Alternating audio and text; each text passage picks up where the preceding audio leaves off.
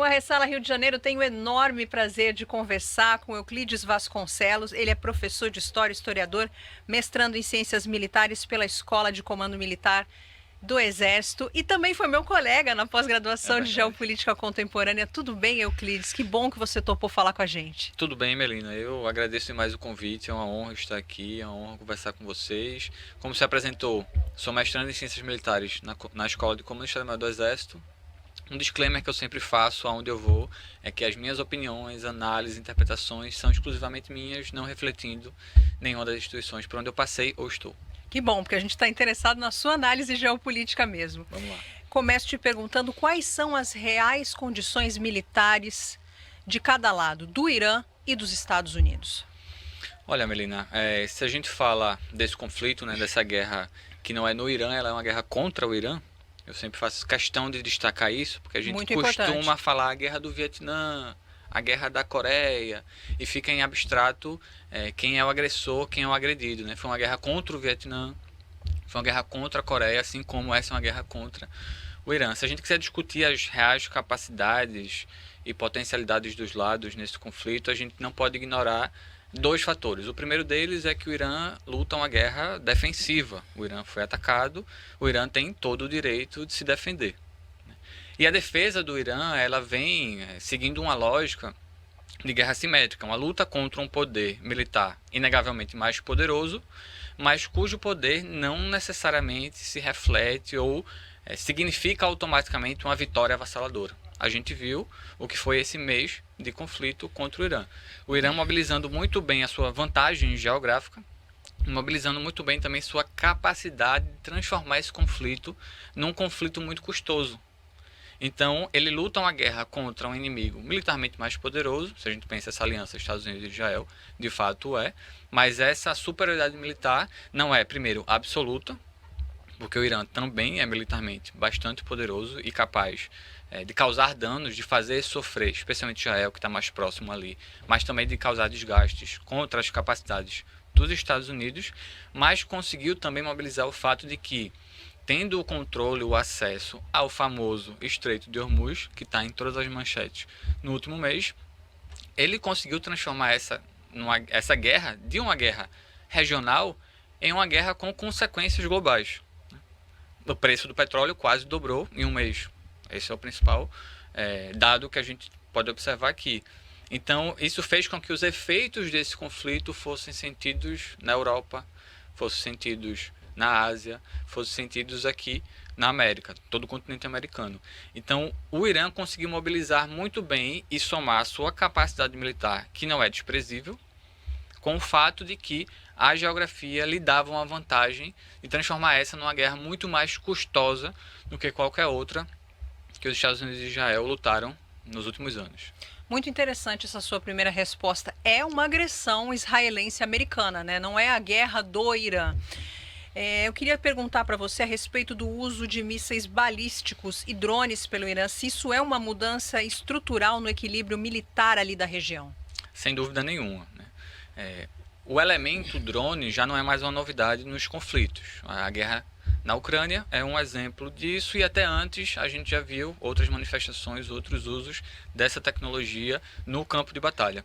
No caso iraniano, o Irã fez uma escolha muito sábia de dar uma ênfase, uma importância muito maior no seu programa de mísseis e de drones, entendendo que ele precisaria atingir alvos distantes do seu território ou fora do seu território, como a gente viu alguns desses, porque uma guerra contra si não seria necessariamente uma invasão terrestre, como até agora não se verificou, não se efetivou. Então, deu-se essa importância, preparou-se com anos, décadas de antecedência, construindo um arsenal balístico de drones impressionante, uma coisa que impressiona e assusta positivamente qualquer um que observe isso, ou a capacidade que o Estado teve de produzir, de manter esses estoques, inclusive fora de áreas atingíveis pelo inimigo, então aqueles grandes depósitos subterrâneos que a gente tem ouvido falar bastante. Isso fez com que o Irã pudesse atingir toda a infraestrutura de bases dos Estados Unidos no seu entorno. na região. Então, ao ser atacado, o Irã conseguiu devolver na mesma moeda contra Israel e contra as bases dos Estados Unidos no Oriente Médio. Não teria outro país da região que pudesse causar esse mesmo dano que o Irã pôde fazer. E só pôde por causa da sua, enfim, imensa capacidade e seu imenso estoque de mísseis altamente tecnológicos, inclusive, que hoje eu tenho certeza que estão sendo estudados mais a fundo por todos os exércitos do mundo, porque se até aqui a gente sabia que o Irã tinha essa capacidade, agora a gente está vendo ela sendo empregada e talvez não empregada até as últimas consequências. Certamente o Irã tem muito mais coisa a mostrar do que mostrou até agora. Tem muito mais capacidade a mostrar do que vem mostrando até agora. Então sim, é um novo paradigma na guerra, sem dúvida. Não é um paradigma que muda a guerra em absoluto, porque o caráter e a forma da guerra, no essencial, costuma se manter, no geral. A guerra continua sendo a política por outros meios, a guerra continua sendo um instrumento do Estado de pautar seus interesses, de dobrar os outros a seus interesses. Foi isso que os Estados Unidos e Israel tentaram fazer contra o Irã, tentaram, através da guerra, dobrá-lo, não conseguiu, mas, sem dúvida nenhuma, é um novo paradigma. A gente vê esse uso, pela primeira vez, dessa forma e por parte do Irã, embora não seja a primeira vez que a gente vê, por exemplo, o uso de drones no campo de batalha. Você acha que o Irã tem outras cartas na manga que ainda não foram mostradas? O Irã leva vantagem nessa negociação? Leva vantagem. Respondendo pelo final, sem dúvida leva vantagem porque ele não conseguiu ser dobrado. Se a gente fala que a guerra é a política por outros meios, o Irã senta, exatamente. O Irã senta na mesa de negociação na vantagem.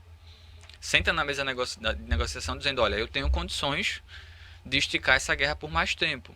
Vocês precisam que essa guerra acabe o mais rápido possível porque o preço do petróleo está lá em cima. Porque a gente está expondo que vocês são vulneráveis. A gente está expondo que os países da região que aceitaram se submeter e abrigar bases militares dos Estados Unidos, eles também estão vulneráveis. Então o Irã, nesse um mês, embora tenha sofrido danos e destruições consideráveis, não foi um passeio no parque, mas mostrou-se capaz de não se dobrar.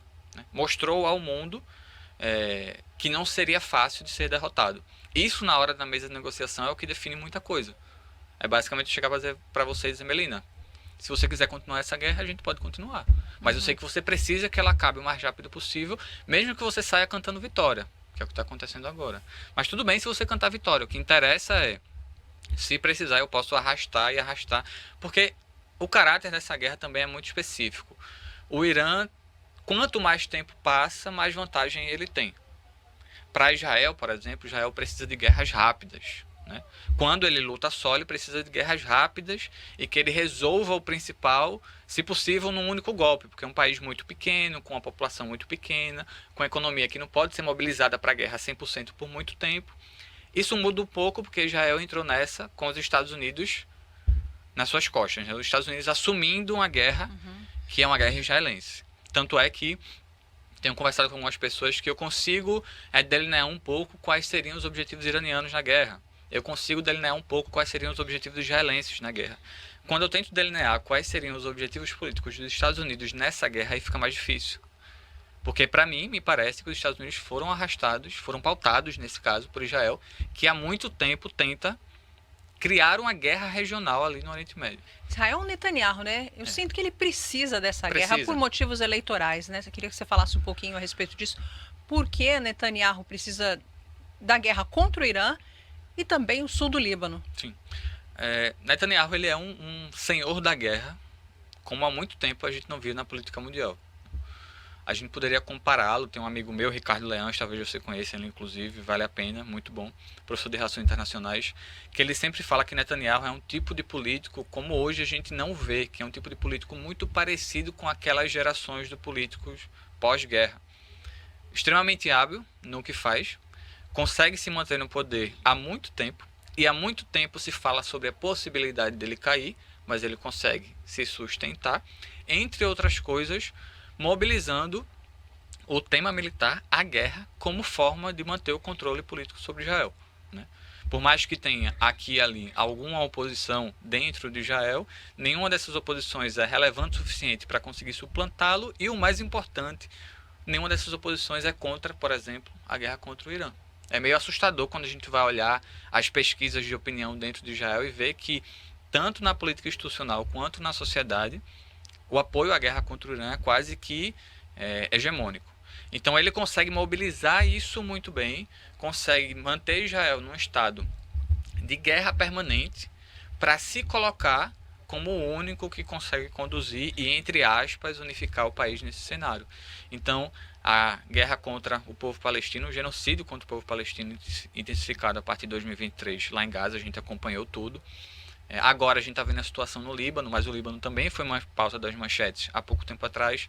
A gente viu a guerra contra o Irã lá na Guerra dos 12 Dias, que foi uma etapa dessa mesma guerra que a gente está vendo agora, não são nem dois conflitos diferentes. Um desdobramento, né? Exatamente. Assim como esse conflito agora, a gente está tateando quais que serão os próximos passos, se esse cessar-fogo vai se efetivar, a gente já percebe que não vai, porque a coisa já está o cessar-fogo no Líbano, né, para o nosso, quem está nos ouvindo entender.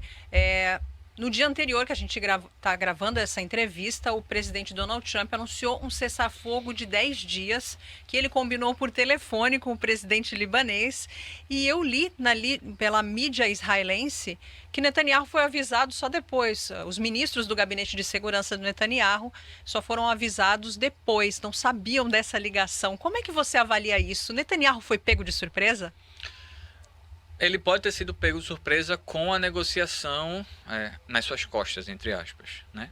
Mas, sem dúvida nenhuma, ele já estava nos cálculos, ele já adiantou alguma possibilidade de que os Estados Unidos tentassem pôr o fim a isso sem sua participação, ou sem sua opinião ou seu voto definitivo. Mas, aí a gente está vendo mais uma prova disso, Israel não está disposto a dar o cessar-fogo, a dar o fim ao conflito como os Estados Unidos parecem querer, né? A impressão que me dá é que os Estados Unidos perceberam que abriram uma caixa de Pandora que não conseguem fechar, estão tentando fechar de todas as formas, mas não combinaram com os israelenses, não combinaram com o próprio Netanyahu, e a gente está vendo no Líbano a prova disso, né? Israel não respeita nenhum cessar-fogo no Líbano, tem conduzido uma série de ataques contra o sul do país em específico, que tem matado centenas, milhares de civis. A última vez que eu vi, o último dado que eu vi, falava em mais de 3 mil civis mortos na última onda de ataques israelenses contra o sul do Líbano. Está destruindo a infraestrutura que liga o sul do Líbano com o resto do país, especialmente ali pensando no Rio Litani como a fronteira geográfica, se colocando como...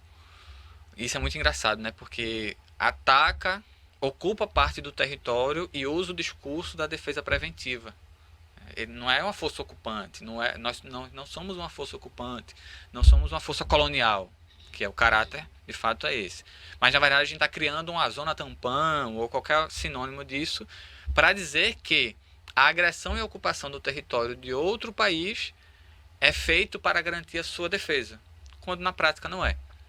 Não é sobre o Hezbollah, porque Israel já atacava o Líbano e já tinha apetite sobre o Líbano desde antes da existência e da fundação do Hezbollah. Então a gente está vendo contra o Líbano agora. Eu até recomendo para quem está acompanhando, para quem está ouvindo, quem está assistindo, que conheça uma jornalista que está lá no Líbano agora, minha amiga, chama Stephanie Costa. O arroba dela nas redes sociais é Stephanie com 2T Costa. Stephanie com I, né? Isso, com I. Ela é brasileira, está lá no Líbano cobrindo tudo desde o início. Arriscando sua vida, né? Arriscando a vida, inclusive. O jornalista faz isso, né? Exatamente, arriscando a vida para dar para a gente uma cobertura de conflito que não é uma cobertura que vem das pautas oficiais dos estados. Não é o que o Estado libanês está falando, não é o que o Estado de Israel está falando, não é o que tal ou qual Estado ou tal ou qual grupo está falando. Ela está lá vendo e conseguindo trazer material de primeira mão.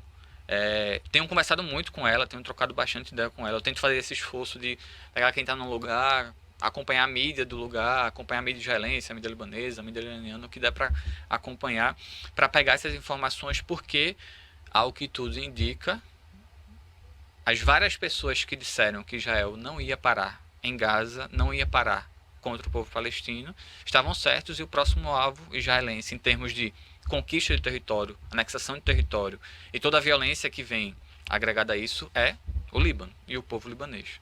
A gente não pode esquecer que Israel já roubou as colinas de Golã, não devolveu até hoje e tem essa intenção de anexar mesmo, né? Sim. Até o Rio Litânia. É o projeto da Sim. Grande Israel. Sim. Isso aí tem se falado pouco, mas a gente precisa bater nessa tecla. Eu li no Jerusalem Post também ontem, no dia... Que dia que nós estamos gravando essa entrevista? Dia 17. 17, no dia 16 de abril, porque às vezes é veiculado depois, que apesar do cessar-fogo no Líbano, as forças de defesa de Israel iam continuar ali. Que cessar-fogo é esse?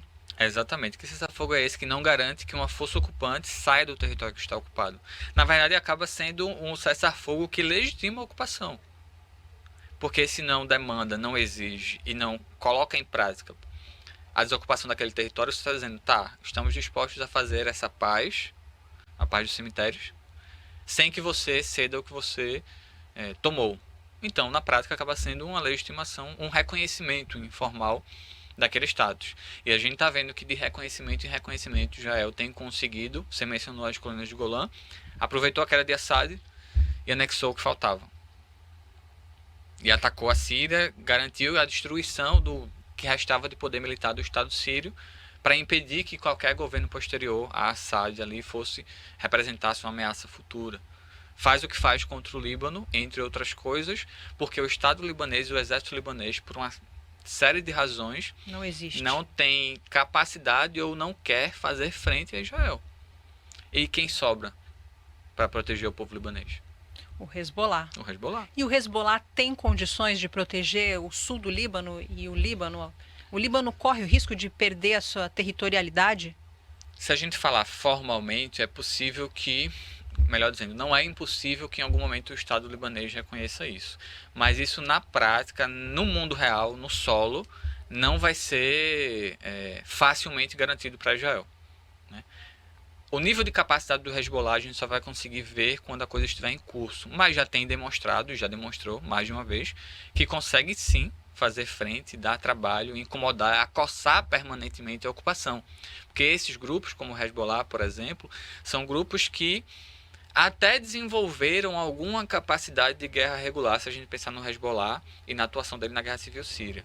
Mas são grupos primordialmente de guerra assimétrica, de guerra contra uma ocupação. Então são grupos cujo caráter é de não dar paz a uma força ocupante e de também, se preciso for, tentar atacar e contra-atacar no próprio território israelense, que não é impossível de imaginar. Mas talvez, Melina, isso é triste de pensar, mas talvez o Líbano esteja hoje caminhando para mais uma guerra civil, num cenário muito parecido também de invasão israelense. O que aconteceu em 82, Exato. Você está comparando? Exato. Com uma mudança substancial que é a existência do Hezbollah. Quem sabe se essa guerra civil não pode começar com alguma tentativa de desarmamento do Hezbollah, por exemplo. O Hezbollah já disse que não vai abrir mão das suas armas. Está correto. Na minha avaliação, não deve, está né? totalmente correto. Assim como o Hamas em Gaza é a última barreira entre o genocídio total do povo palestino, já que o povo palestino não tem um Estado e, portanto, não tem forças armadas, os grupos de resistência armada acabam sendo, independente do seu caráter, porque tem vários grupos de caráter religioso, outros de caráter mais secular, outros mais à esquerda, enfim, são vários grupos diferentes, mas esses grupos acabam cumprindo o importante papel de oferecer alguma resistência armada contra a ocupação israelense, já que o povo palestino nunca teve um Estado na prática e nunca lhe foi permitido, e essa palavra é até um pouco ruim, mas nunca lhe foi permitido que ele tivesse forças armadas que o defendam. Eu digo que é uma palavra um pouco ruim, porque um povo não precisa da permissão de outro para ter capacidade defensiva. Mas é muito importante ressaltar que Israel sempre fez questão de inviabilizar a existência do povo palestino. Então, assim, do Estado palestino, melhor dizendo. Então, assim como o Hamas em Gaza é a última barreira entre Israel e o total genocídio do povo palestino, o Hezbollah cumpre um papel um pouco parecido no Líbano, de ser a única força que política e materialmente se coloca à disposição de combater Israel. Aliás, Euclides, como é que esses caras conseguem do Hamas? Eu fico impressionado, os caras ficam em túneis, eles não têm as armas de Israel, eles não têm o dinheiro injetado. pelos Estados Unidos, não têm superioridade bélica e estão ali. Você acha que isso acontece por quê? Como é que eles conseguem? Olha, se a gente fosse pensar na raiz da questão, eu diria que é o ímpeto de um povo ocupado, um povo violentado, um povo roubado, de não se abaixar, não abaixar a cabeça para a força ocupante. Então acho que esse ímpeto está na raiz da existência do Hamas e na raiz da força do espírito do povo palestino. Porque quando a gente vê tudo o que aconteceu nos últimos 2 anos e a gente vai ver, por exemplo, falas de civis em Gaza, de crianças em Gaza, todos eles mostram que, com toda a violência, o espírito do povo palestino não foi quebrado. Israel não conseguiu fazer isso e não vai conseguir fazê-lo. Além disso, além desse espírito de resistência, esse espírito de resiliência e disposição de dar combate ao inimigo, que isso é muito importante. Muita gente olha para o povo palestino, um povo violentado, e vê nele o modelo de resistência. Ele é um modelo de resistência, sim. Mas, além disso, a gente tem que reconhecer o direito e a legitimidade do povo palestino de devolver a violência que é submetido e de fazer resistência também através das armas contra o poder ocupante.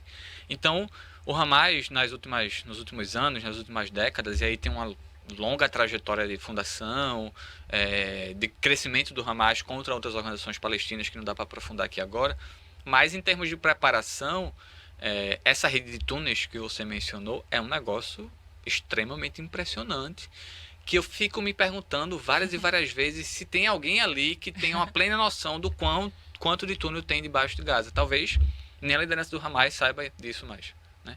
Tanto, enfim, as decapitações, as mortes de lideranças, as novas gerações que ascenderam ao comando, mas isso é um pouco parecido também com a forma como o Hezbollah combate. O Hamas tem plena noção de que ele não consegue militarmente vencer Israel. E ele nem quer fazer isso. A luta do povo palestino, e aí pensando no Hamas como uma organização que hoje representa a luta armada, é uma luta para mostrar ao mundo quem é Israel. E até onde Israel está disposto a ir nos seus objetivos, que são, a palavra é essa, são objetivos coloniais.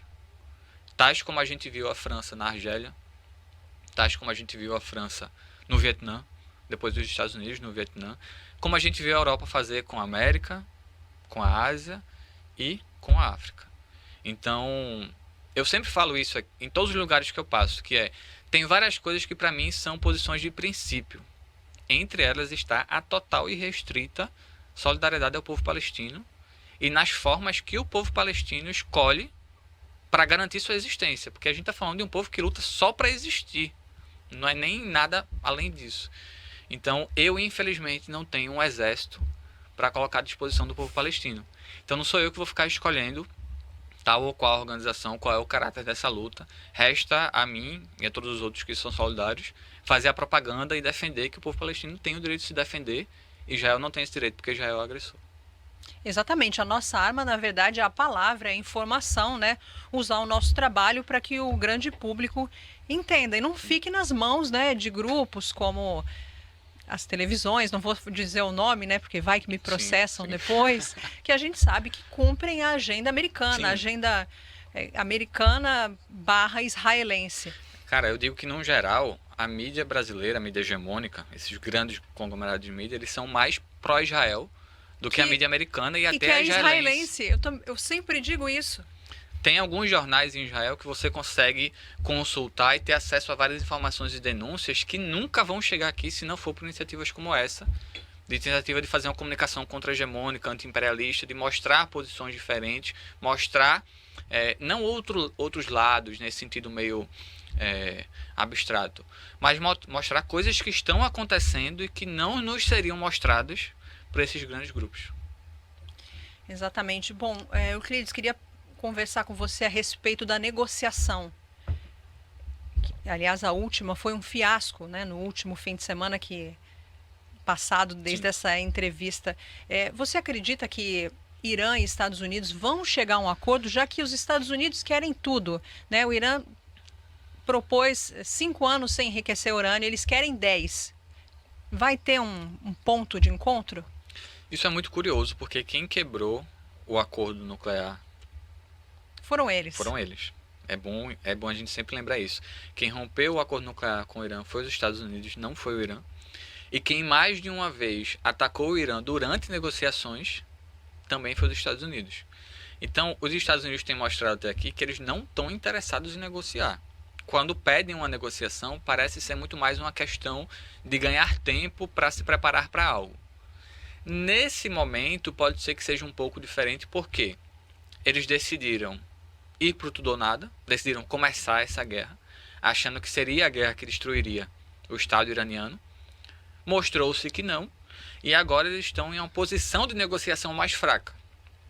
Então é possível que haja algum ímpeto de tentar, mesmo que nas aparências, dar um fim a isso e sair cantando vitória. Eu acho bem possível. Mas tem um elemento, que é o elemento de Israel. Até onde Israel está disposto a aceitar negociações diretas entre os Estados Unidos e Irã para acabar com isso. Ou até onde os Estados Unidos têm condições de dizer para Israel: aqui somos nós que negociamos, vocês esperem. Em outros cenários, os Estados Unidos tinham essas condições. A relação Netanyahu-Trump permite isso? O que é que arrastou Trump para essa guerra, para começo de conversa, né? Muita gente fez várias projeções, conjecturas, mas é difícil de fato entender. Porque quando a gente tenta racionalizar o que os Estados Unidos teriam a ganhar entrando nesse conflito dessa forma e de maneira tão atrapalhada, que é uma coisa que eu sempre conversava com meus colegas primeiros dias de conflito, você pega as declarações do presidente, do vice-presidente, do secretário de guerra dos Estados Unidos, cada um falava uma coisa. E não parecia ser uma confusão planejada para causar confusão também nos outros. Parecia, de fato, que eles estavam batendo cabeça ali sobre o que fazer. Desorganização mesmo, né? Eles não têm um discurso unificado, eu também sinto isso. A própria forma como eles lidaram com as Forças Armadas e a cúpula das Forças Armadas dos Estados Unidos já indica que, provavelmente, havia bastante receio dos militares dos Estados Unidos de entrar nessa guerra dessa forma, e eles ainda se bancaram fazê-lo, destituindo vários militares de alto escalão, mudando essas figuras para diminuir a resistência interna a isso. Então, os Estados Unidos não são negociadores confiáveis, já se mostraram há muito tempo como não confiáveis. Talvez tenham interesse em dar um fim momentâneo a esse conflito agora pela exposição a que foram expostos, para ser um pouco repetitivo. Submetidos. A exposição a que foram submetidos, mas tem um elemento de Israel. Se supostamente os Estados Unidos quiserem essa negociação de fato, quiserem esse fim de fato, Israel vai aceitar? Israel vai ser enquadrado ou Israel vai fazer o que a gente está vendo fazer agora? Estendendo a frente para outros lugares, como está estendendo ao Líbano, e aproveitando, porque é isso que Israel sempre faz, aproveitando o cenário de guerra para, aos poucos, ir conseguindo objetivos históricos. As colônias de Golã é um deles, o sul do Líbano é outro. E assim como não parou na anexação dos territórios palestinos, não está parando na anexação dos territórios libaneses, não vai parar por aí, né? A grande Israel que você mencionou, quando a gente olha o mapa, é um negócio assustador, de gigantesco, de qual que é aquele projeto. Vai conseguir fazer aquilo tudo? Muito provavelmente não. Muito provavelmente nem precise fazer aquilo tudo, né? Tem aquela questão de você colocar seus objetivos lá para cima, dizer que quer bastante, quando na verdade você quer uma coisa intermediária. Então é isso. E aí é que tá. Enquanto Israel for, no Oriente Médio, o único país a ter armas nucleares, ele vai continuar fazendo o que faz, porque tem a certeza de que ele não está ameaçado em sua essência, né? Regionalmente falando, isso no Oriente Médio, em qualquer outra região, se só um país possui armamento nuclear, aquele país tem a certeza de que ele pode fazer o que ele quiser, porque se chegar às vias de fato, ele tem aquela carta na manga que mais ninguém tem. Agora, aproveitando que você trouxe a mídia israelense, muito mais confiável que a brasileira, lamentavelmente, eles trouxeram uma notícia importante, que é o colapso das forças de defesa do Exército de Israel, informação que veio de dentro do governo israelense. Como é que você avalia isso? A convocação de reservistas, as baixas que eles estão tendo, o número de suicídios, não tem, aqui a mídia brasileira não está falando, mas tem um número enorme de suicídio entre esses garotos, né, esses soldados israelenses. Olha, como eu falei, já é um país territorialmente muito pequeno, e com uma população muito pequena. isso define também o fato de que, por exemplo, em Israel, o limite entre civil e militar ele é muito tênue, já que todos os civis servem ao exército. Até as mulheres. Até as mulheres. E estão em prontidão 24/7 para que, quando chamados, deem combate. Isso faz com que, quando empregado em conflitos, quanto mais esses conflitos se prolongam, isso afeta a economia do país, porque essas pessoas, ou até a estrutura produtiva, pode ser girada para o esforço de guerra, mas isso também faz com que o desgaste vá se tornando cada vez mais difícil ou talvez insustentável, né?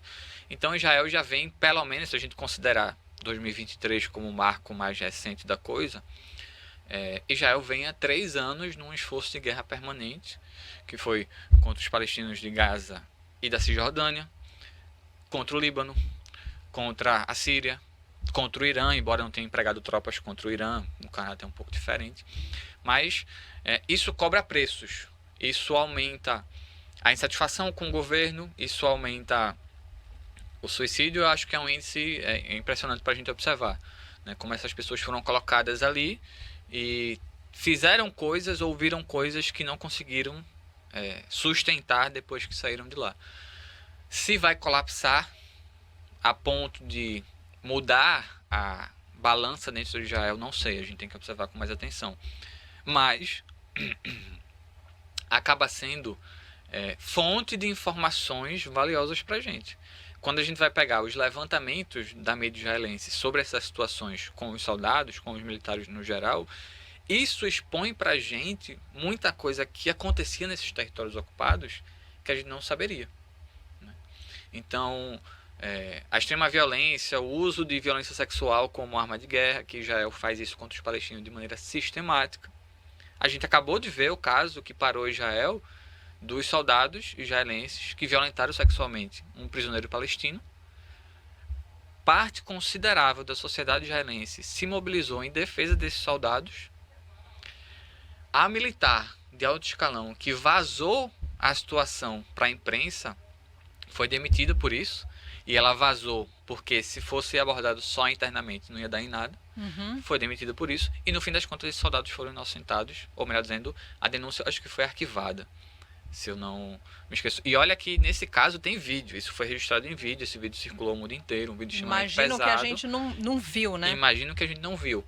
Então, sim, a sociedade israelense, ela vem se desgastando, mas ao mesmo tempo, esse desgaste ele pode servir como elemento de denúncia e mobilizador contra o Estado, ou ele pode servir de outro lado, que parece que é o que está acontecendo em Israel, no sentido de uma fascistização da sociedade israelense e do crescimento de setores fundamentalistas judaicos, de extrema-direita, a corrente lá do carranismo, cujo maior representante hoje é o Ben-Gvir, que vem se fortalecendo. Então, me parece que a sociedade israelense, diante desse cenário, tem lidado com todas essas questões no sentido de radicalização pró-Israel e radicalização anti-árabe, anti-muçulmano e apoiando iniciativas como essa guerra contra o Irã. Euclides, eu li uma notícia que eu achei impressionante, uma pesquisa que fizeram nos Estados Unidos, que a maioria dos americanos simpatiza mais com os palestinos do que com os israelenses. O que isso traz de mensagem para a gente? Cara, isso é impressionante. Talvez seja, do ponto de vista político, o maior ganho das últimas décadas para a luta do povo palestino e para todas as lutas anticoloniais do planeta hoje em dia, já que a luta do povo palestino é uma luta anticolonial. Sempre bom ressaltar. Por que é que eu digo isso? Melina, até 2023, as coisas se encaminhavam para que o povo palestino virasse só tema de pesquisa universitária. Tema de dissertação de mestrado, tese de doutorado, tema de discussão de quem já estava por dentro e que não abria mão de defender isso, tema de quem era militante das antigas que já conhecia esse tema e não abria mão de agitar. Aqui no Brasil, a esquerda, né? A esquerda. É uma pauta caríssima para a esquerda. E até entre a esquerda tem muitos dos que escolheram simpatizar e abraçar Israel, infelizmente. Mas, a partir de 2023, não só o ataque contra Israel em 2023, em outubro de 2023, não só enterrou parte dos acordos de Abraão, especialmente o estabelecimento de relações entre Israel e a Arábia Saudita, mas também colocou a luta do povo palestino, ou a existência do povo palestino, no centro de todas as manchetes e de todas as discussões do mundo. Por exemplo, nessa época eu estava em sala de aula, estava dando aula, sou professor, estava dando aula no ensino médio. Todos os meus alunos queriam saber o que era isso. Quem que eram os palestinos, por que aquilo estava acontecendo, por que Israel fazia aquilo. Meus pais passaram a me perguntar sobre esse tema. Toda uma nova geração de militantes que não tiveram formação e não tiveram acesso a mais informações sobre isso, passaram a procurar, porque tudo isso passou a estar em todas as manchetes, e mesmo quando as manchetes da mídia hegemônica eram pró-Israel e eram, na verdade, extensões das relações públicas de Israel, né? Porque tem uma emissora aí que adora chamar representantes do exército israelense, por exemplo, o porta-voz do exército de Israel, para falar sobre o conflito. Ora, qual será que é o interesse do porta-voz do exército de Israel para falar sobre esse conflito? Mas aí, ao passo que essas pessoas viam tudo isso, também viam na internet algum vídeo muito sinistro, muito difícil, muito feio, muito cruel, e pensavam, isso não bate. O que é? E aí começou a crescer figuras na internet pró-povo palestino, que passaram a falar muito mais sobre isso. Isso passou a estar no centro e acabou chegando em situações como essa que você mencionou. Veja, o significado político de, no coração do imperialismo mundial hoje, as pessoas serem mais pró-Palestina e pró-povo palestino do que pró-Israel, isso vai significar para as próximas gerações.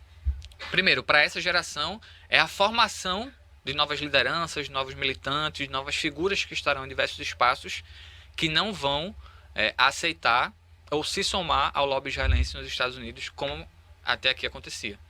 E a gente viu, por exemplo, a eleição lá do prefeito de Nova York, que conseguiu ser eleito na cidade mais importante dos Estados Unidos, talvez, falando abertamente pró-Palestina. Isso não seria possível 5 anos atrás. Não seria. Que coisa, né? Nova York com uma liderança tão progressista. Eu gostaria de falar com você agora a respeito do Iêmen. O Iêmen pode transformar o Mar Vermelho e o Golfo em áreas de pressão estratégica contra os interesses ocidentais? E vamos aproveitar o Iêmen para falar dos Houthis também, que também são uma força de resistência importante. Olha, os Houthis, eles já se mostraram capazes de incomodar muito Israel e o mundo ali no Mar Vermelho. Lá, acho que em 2024, quando eles passaram a se empenhar nos ataques contra navios israelenses e tentando fechar ali ou atrapalhar o trânsito naquela região, tentando com isso fazer o mundo pressionar Israel a parar o que estava fazendo em Gaza. E se mostraram, talvez, o povo, e é engraçado, porque é um país destruído por uma guerra civil, a intervenção saudita ali, é um estado com poucas capacidades convencionais, mas um estado e um povo que se mostrou extremamente corajoso e solidário ao povo palestino, disposto a se colocar como alvos de ataques, como foi, só para tentar, da sua forma, de novo, de forma assimétrica, de forma irregular, já que não conseguiriam, militarmente falando, conseguir fazer frente a isso sozinhos, mas se colocaram na linha de frente, se colocaram à disposição de atacar Israel e de sim a atrapalhar ali o fluxo econômico global, porque a gente está falando disso, né? No fim, quando a gente fala do Estreito de Hormuz, quando a gente fala do Mar Vermelho, de outros pontos de gargalo no mundo, a gente está falando de uma estrutura logística de circulação de mercadorias. Se isso é afetado, isso afeta todo o capitalismo mundial. Se o preço do petróleo dobra em um mês, isso incomoda as burguesias de todos os países que de repente estão tendo que pagar o dobro para conseguir trazer o que eles traziam antes. Isso é muito interessante, né? Os países europeus chegou um momento que eles não puderam soltar aquelas notas, né, imparciais, frias, notas chonchas, né? Sim. A gente viu a Itália se posicionar, sim, a Espanha se posicionar firmemente. A Espanha, inclusive, com um posicionamento muito corajoso desde 2023. Talvez entre os países europeus a Espanha tenha sido mais corajoso, o Estado espanhol tenha tido um posicionamento mais corajoso contra o genocídio do povo palestino e contra o que Israel vem fazendo desde o início. Alguns outros agora estão tomando ações mais incisivas. Essa ação da Itália, inclusive, ela é muito importante ser salientada, porque um governo de direita, um governo muito próximo da extrema-direita, escolheu romper as relações militares, os acordos militares com Israel, entendendo que é esse rompimento, econômico, diplomático e militar que, se espalhar, consegue dobrar Israel. Porque não vai, os Estados Unidos não vão fazer Israel parar. Israel só existe a possibilidade de fazer Israel parar se ele começar a ter prejuízos na sua relação a nível global com os outros países. Já tem prejuízos políticos, já tem o prejuízo da impressão da opinião pública. Está na hora de fazer ele ter prejuízos econômicos também. Antes de chegar no bolso, né? Então, a Itália resolveu romper.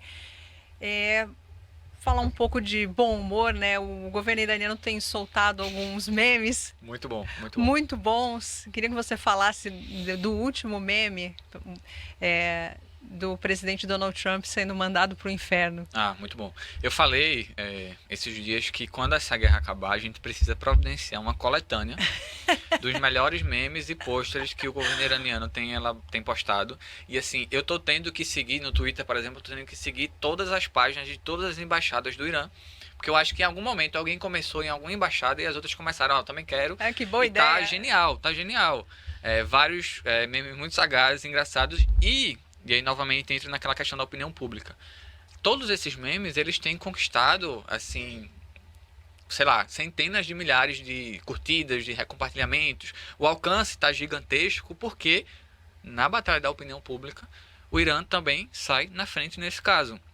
E olha, muita gente que não conhece o Irã, que compra muitos preconceitos sobre o Irã, que não entende certas coisas, mas que viu que, olha só, primeiro, não foi o Irã que começou essa guerra, isso já define muita coisa, o Irã foi atacado. No primeiro ataque que o Irã sofreu, os Estados Unidos e Israel atingiram uma escola de crianças. Crianças, meninas. Destruiu uma escola infantil para meninas e matou... nem vou arriscar dizer quantos foram, porque eu vi esse número aumentando várias vezes. Mas, assim, dezenas, talvez centenas de crianças iranianas. Foi a primeira leva de ataques. Não foi durante o curso do conflito para você dizer, não, isso aí foi sem querer, foi por engano, a gente errou o alvo. Não. A primeira leva de alvos, ela é planejada previamente. Você diz, o que é que a gente vai atacar primeiro? Vai ser aqui, ali, acolá. Então, na primeira leva, os Estados Unidos atacam uma escola de crianças, e isso rodou o mundo. E isso mostrou para aqueles que ainda compravam a ideia de que a guerra dos Estados Unidos é contra o regime, é contra o Estado, é contra o governo. A galera falou, peraí, se fosse, não precisava atacar uma escola, né? E aí depois vem Trump e fala que vai varrer uma civilização do mapa. E não varreu coisa nenhuma. Parece que a civilização venceu a barbárie dessa vez. E uniu o povo iraniano. O Irã estava tendo manifestações, agora não está mais. O povo iraniano é muito diverso. Se você pega os grandes centros urbanos e as cidades do interior, é um povo muito diverso, etnicamente falando, religiosamente falando, politicamente falando. Vinha comprando várias batalhas e várias lutas recentes. Inclusive, eu sempre tento ressaltar isso, que a queda da lei que obrigava, por exemplo, o uso do véu no Irã foi uma conquista iraniana, do povo e das mulheres iranianas que se mobilizaram e conseguiram isso. Então, o povo iraniano tem suas lutas internas, mas viu que a guerra não é contra regime nenhum, a guerra não é contra Estado nenhum, a guerra é uma guerra quase civilizacional, é contra o povo iraniano, tentando dobrar todo aquele povo de uma vez só. E no Irã, na Palestina, em qualquer lugar do mundo, se você faz guerra contra todo um povo, você unifica aquele povo em torno da única força capaz de oferecer uma resistência prática contra essa guerra, que é o Estado iraniano. Nada melhor do que um inimigo comum, né, para unir o povo. Sim, exatamente. Agora, falar da questão dos porta-aviões americanos. Como é que você avalia? Teve incêndio, teve problemas sanitários, muito suspeito, né? Tiveram que recuar. Aquilo foi uma vergonha para eles, não? Teve várias coisas muito suspeitas e foi um grande vexame, né? Uhum. Mas isso nos dá lições muito importantes para a gente observar. Eu acredito que a nossa geração ela vai ver muito em breve um porta-aviões afundar, que vai ser paradigmático. Isso faz muito tempo que isso não acontece. Mas a gente viu com esse conflito que os Estados Unidos têm superioridade aérea naquela região. Os Estados Unidos têm uma capacidade de projeção de poder que é assustadora, consegue chegar em qualquer lugar do mundo muito rapidamente. Mas, como diria um grande amigo e camarada meu, Mao Zedong, o imperialismo é um tigre de papel. Então essa força militar que é assustadora, ela nem sempre consegue condições de ser aplicada. É o caso do porta-aviões. Todas as vezes que se aproximaram da região, do estreito em específico, significava que eles estavam se aproximando de uma região onde eles seriam alvo. Então de que adianta você ter esse porta-aviões se você não consegue colocá-lo em uso como você quer fazê-lo? Que foi o que aconteceu. Aquilo é mais para impressionar. Nossa, um porta-aviões, né? Impressiona, dá a capacidade de você mover, por exemplo, uma grande quantidade de caças, porque um porta-aviões na prática ele é uma base militar móvel. Então, assim como Taiwan é uma base militar inafundável do lado da China, que o imperialismo tenta usar para atingir a China, um porta-aviões é uma mini Taiwan, uma mini ilhazinha viajando pelo mundo e pode se estacionar em certa altura e dizer, olha, meu porta-aviões está estacionado aqui, a tantos quilômetros da sua costa. Se você não fizer tal coisa, eu consigo daqui decolar meu caça e bombardear a sua cidade, por exemplo. Só que o que aconteceu no Irã é que os Estados Unidos não conseguiram posicioná-los de forma que ameaçasse de fato o Irã, porque ao se posicionar naquele ponto, ele viraria um alvo dos mísseis iranianos. Então talvez esse incêndio, esses problemas de encanação, tudo isso que aconteceu, eu vi gente séria falando sobre a possibilidade dessas coisas serem mini-motins dentro dos porta-aviões, dos militares com medo de virarem alvo e, como forma de fazer o Estado mandar o porta-aviões recuar, criar esses mini-motins. Isso não foi confirmado. Mas eu vi pessoas sérias, mas eu acho bem possível, porque tá meio confuso o que aconteceu, né? Ah, teve um problema eu vi um pessoal falando que tava com problema de banheiro no porta-aviões. Privada entupida, fila para banheiro. É muito conveniente que esses problemas aconteçam nesse momento. Então se mostra que, sim, eles têm uma capacidade militar que não é desprezível. Eles conseguem provocar destruição pelo mundo inteiro. A gente vem vendo isso várias vezes. Mas nem sempre isso pode ser levado às últimas consequências, né? Como sempre na guerra simétrica, se seu inimigo é mais forte que você não dá o combate principal. Você tenta fazer com que a forma dele guerrear não seja aplicada. Euclides, você trouxe a questão das bases militares e se tem alguém que vai pagar essa conta são os países do Golfo, né?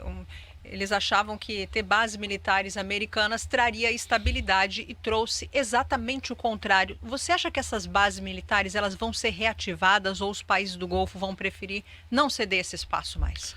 Olha, essa é uma grande pergunta, porque assim, uma base militar, um país pode aceitar abrigá-las. A partir do momento que você abriga uma base militar de um estado, de outro estado, você passa a ser um estado ocupado. Não é uma ocupação como é, por exemplo, a ocupação da Alemanha, que está cheia de militares dos Estados Unidos lá e cheia de base. É uma ocupação com um caráter diferente. Mas a gente vai ter que ver se, primeiro, esses estados vão ter a vontade política de dizer não quero mais, e se eles vão ter a capacidade política de bancar isso frente aos Estados Unidos. Porque os Estados Unidos podem dizer você não quer mais, mas a gente vai colocar ainda assim, e você vai fazer o quê?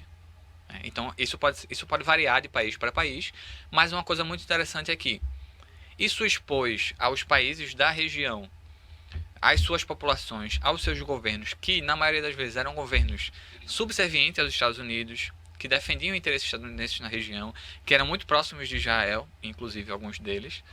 Mas isso mostrou, primeiro, para o resto do mundo, que essa infraestrutura de bases não é, como muito foi dito, uma infraestrutura de segurança coletiva.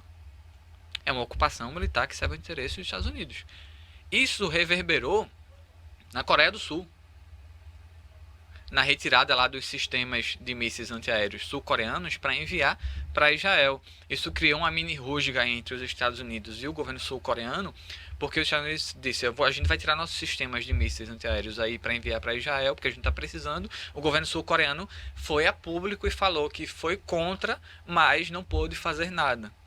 Se um Estado vai a público dizer que foi contra algo acontecesse no seu território e nada pôde fazer, isso é uma confissão de que a soberania é uma ficção.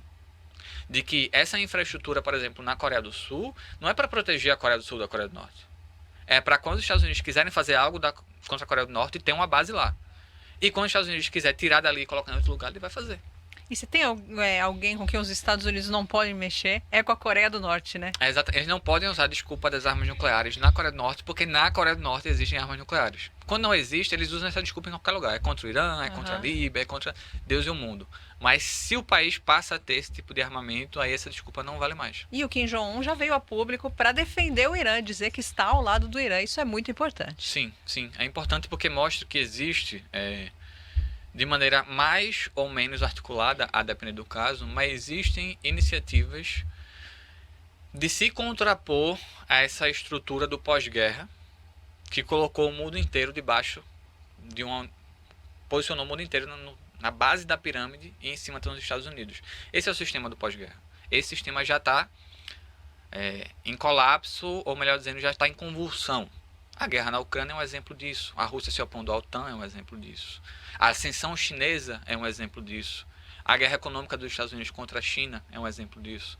A corrida pelas terras raras é um exemplo. Tudo isso são exemplos de convulsões de um sistema pós-guerra, e especialmente pós-Guerra Fria também, pós-Segunda Guerra Mundial e pós-Guerra Fria, de, pela primeira vez, um sistema imperialista em que existe só uma única potência imperialista. E até aqueles intermediários, como a Europa, estão no meio do caminho e estão subordinados aos Estados Unidos. E aqui e ali tem uma outra iniciativa tentando sair disso. A gente falou da Itália, por exemplo. Aqui e ali tem um outro pronunciamento mais forte contra isso. Mas ainda é uma região ocupada militarmente pela OTAN. E a OTAN, na verdade, o grande favor que Trump faz ao mundo é rasgar o véu de hipocrisia do imperialismo. Porque agora não se fala mais em direitos humanos, não se fala mais em democracia, não se fala mais nessas desculpas que eles utilizavam para defender seus interesses. Agora ele fala, não, eu quero o petróleo da Venezuela. Ele verbaliza o que já era o pensamento democrata, republicano, é a mesma coisa. Exatamente. O democrata ele tem aquela tinta dourada, né, direitos humanos, LGBT, mas na verdade esse é o pensamento do americano médio. Com certeza. E veja, em alguns aspectos, os democratas são até mais perigosos, porque eles são um pouco mais hábeis na forma como lidam com o Estado. É só ver que durante o governo Biden, aparentemente os Estados Unidos estavam dispostos a ir para uma guerra contra a Rússia diretamente. Teve alguns momentos ali no governo Biden que eu achei que a coisa ia escalar para um conflito direto OTAN-Rússia. Não escalou. Veio o Trump e cumpriu esse papel de tentar dar um giro.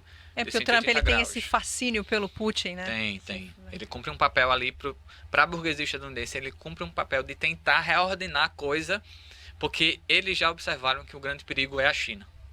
E se a coisa está nos escalar documentos agora, de defesa dos Estados Unidos. Se a coisa escalar agora, talvez eles não tenham a vantagem que eles acham que tinham. Então está no documento de defesa voltar para a América Latina e garantir tudo aqui para eles, que é o que eles querem. Isso está no documento de defesa, colocar a Europa à própria sorte.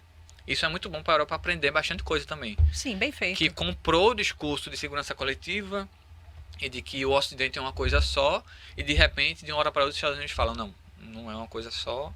Vocês se virem aí, se vocês querem continuar essa guerra, vocês vão financiar isso. Só que o financiamento é comprando em empresas dos Estados Unidos o armamento. Então, politicamente eles se retiram, mas economicamente continuam lucrando com essa guerra. Então, assim, o governo Trump, especialmente esse segundo, é bem paradigmático de um giro geopolítico dos Estados Unidos, tentando correr atrás do tempo perdido em relação à China. 2026 é um ano bastante interessante para nós que estudamos a geopolítica, até para contar para os nossos netos. E a gente está em abril ainda, viu? A gente está em abril ainda. Falta bastante tempo. Euclides, como é que você vê o fim desse conflito? Essa é a pergunta de $1 milhão, né? É o seu momento de ligar sua bola de cristal aqui. Cara, então, eu acho que muita coisa vai acontecer em breve. Isso vai chegar de alguma forma no Brasil, mas vamos aos poucos, né? Do ponto de vista da opinião pública dos Estados Unidos, Trump vinha surfando em algumas vitórias simbólicas que iam dar a ele muita vantagem nas eleições de meio de mandato, agora em novembro, se não estou me enganado. O sequestro de Maduro é um deles, por exemplo. Os Estados Unidos conseguiram entrar, sequestrar um chefe de Estado e sua esposa e sair como se nada. Isso virou uma peça de propaganda para ele muito forte. Ele começou a acossar Cuba de maneira muito mais violenta. Isso vai voltar em algum momento. Mas tentando também a vitória simbólica de derrubar a Revolução Cubana, como há muito tempo tem um público específico nos Estados Unidos que se aliva por isso há décadas. Não vai conseguir. O povo cubano tem mostrado ser muito mais forte e resiliente do que muita gente esperava. Ele achou que conseguiria a vitória simbólica, marqueteira no Irã.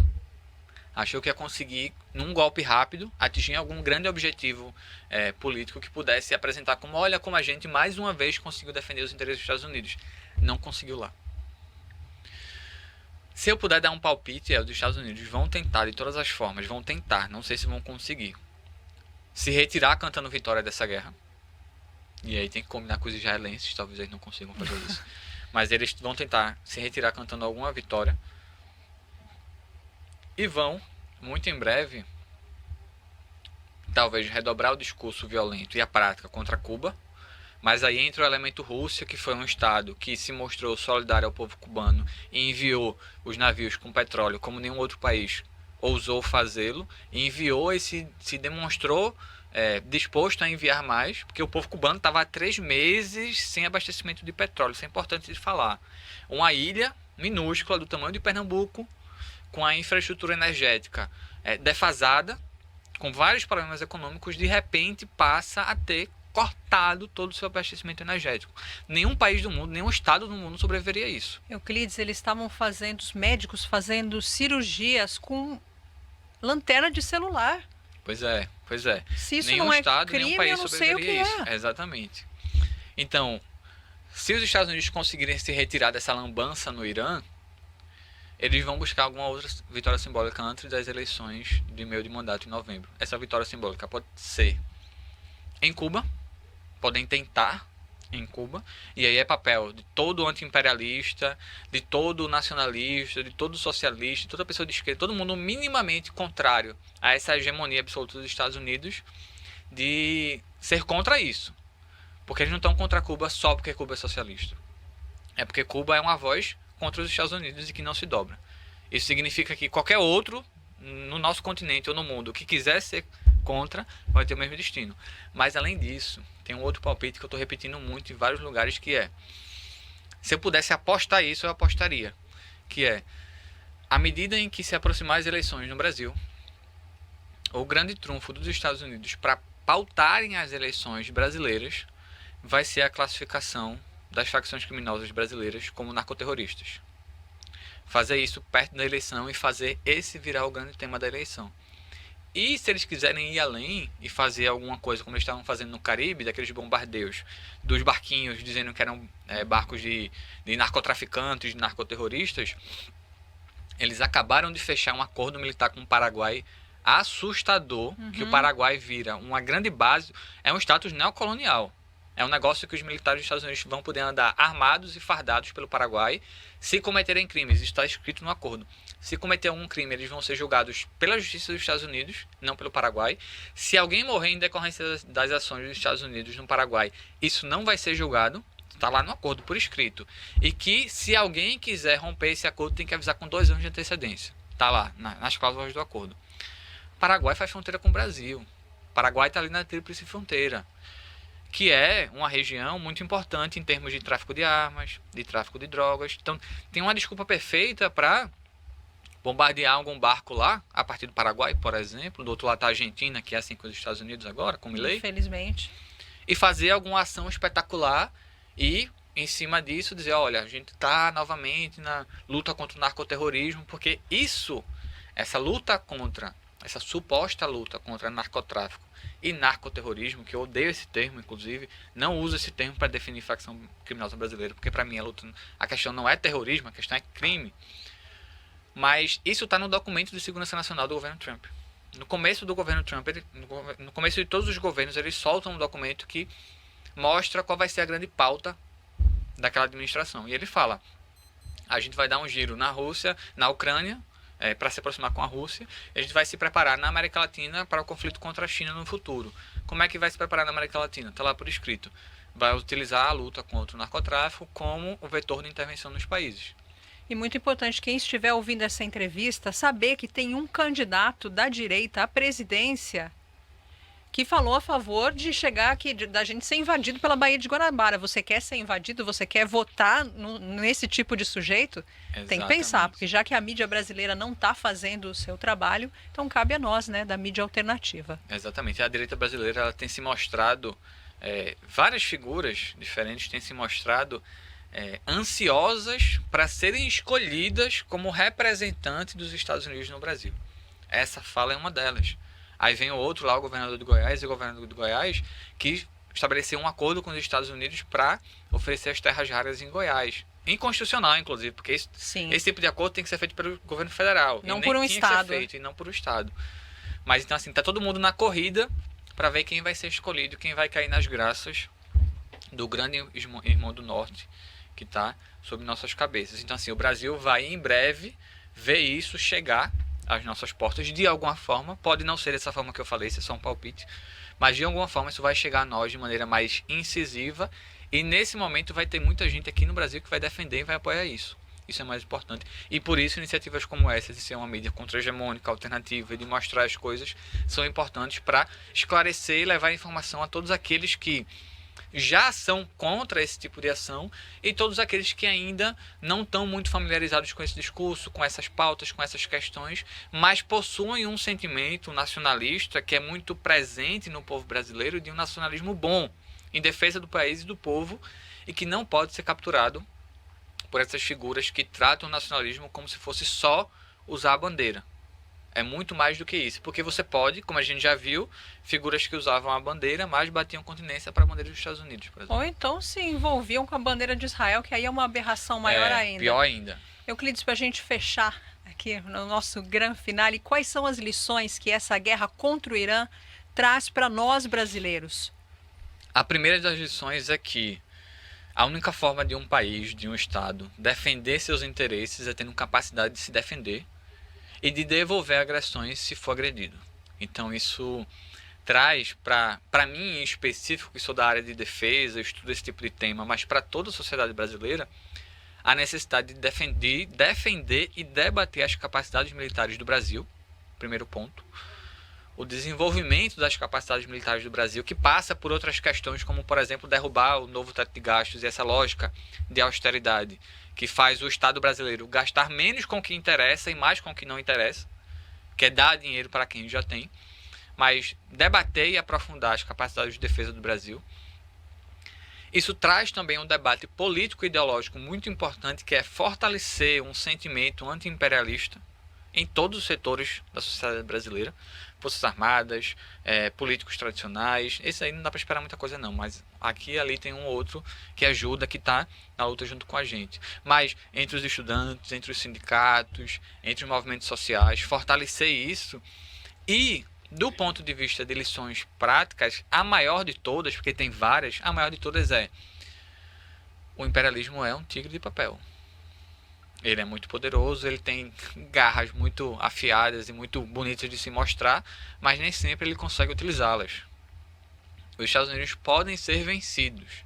E a vitória sobre os Estados Unidos não necessariamente é uma vitória militar. O Vietnã já mostrou isso lá atrás, que é o grande fantasma, né? O grande medo dos Estados Unidos desde o Vietnã é ter um segundo Vietnã. Fazer um parênteses aqui, no dia, na semana que a gente está gravando esse episódio, completam 65 anos da invasão da Baía dos Porcos, também outro sapo que os Estados Unidos engoliram. E esse sapo talvez seja ainda pior para eles. Em termos de dimensão, a guerra no Vietnã é maior, mas é um sapo mais difícil para os Estados Unidos engolir, porque é do lado dos Estados Unidos, né? No território onde eles sempre disseram que era seu, que é o seu quintal, e de repente vem uma ilha pequena, minúscula, com poucos recursos, mas com um povo com capacidade, com ímpeto de defesa, de enfrentamento, que diz para eles: aqui não. E até agora eles estão dizendo aqui não. Tá certo, eu tive o enorme prazer de conversar com o Euclides Vasconcelos, gostei muito dessa nossa conversa. O Euclides foi meu colega de pós-graduação em Geopolítica Contemporânea, é historiador, professor de História, mestrando em Ciências Militares pela ECM. Euclides, obrigada pelo seu carinho, por ter dedicado esse tempo para conversar comigo, com a audiência do Ressala. Espero que você tenha gostado de conversar com a gente, tanto quanto a gente gostou de te ouvir. Melina, eu adorei, fico à disposição, agradeço pelo convite, agradeço a você, agradeço ao pessoal que está assistindo, que está ouvindo, fico à disposição e reforço: iniciativas como essa são muito importantes, porque se no caso da guerra contra o Irã a mídia hegemônica tem um lado, exemplos e manifestações e iniciativas da mídia alternativa é o que garante que as pessoas comuns possam acessar alguma coisa diferente, possam ouvir alguma coisa diferente, possam ver coisas que não seriam vistas e faladas em outros lugares. Então é isso, agradeço muito, muito obrigado, estou à sua disposição, o que precisar, tamo junto.